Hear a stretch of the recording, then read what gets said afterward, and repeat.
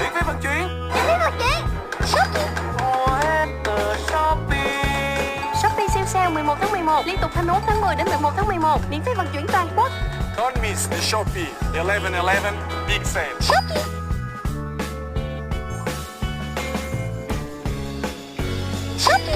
Miễn phí vận chuyển. Shopee siêu sale 11 tháng 11 liên tục 21 tháng 10 đến 11 tháng 11, miễn phí vận chuyển toàn quốc. Don't miss the Shopee 11/11 big sale.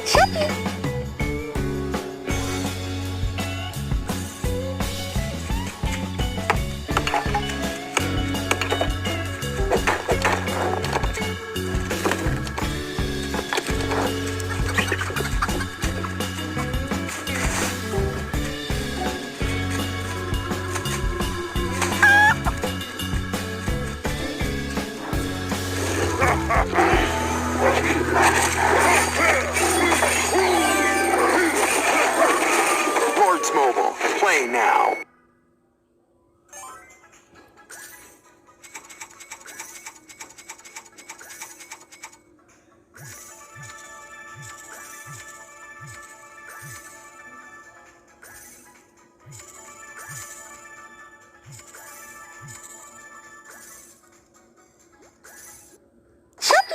Miễn phí vận chuyển. Miễn phí vận chuyển. Miễn phí vận chuyển. Miễn phí vận chuyển. Cùng shop pi pi pi pi pi pi pi đào tờ mua gì cũng có mua hết từ Shopee.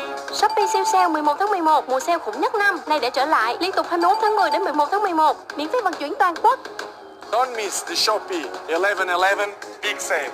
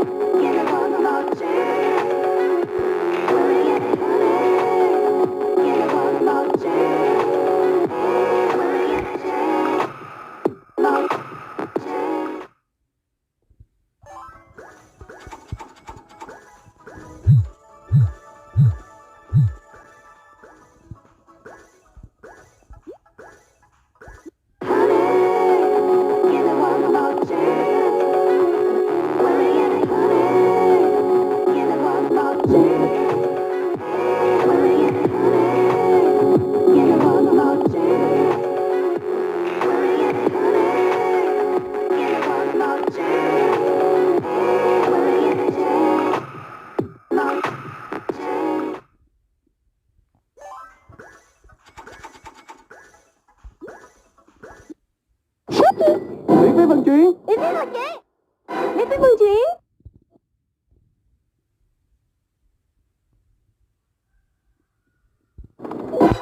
Miễn phí vận chuyển. Miễn phí vận chuyển.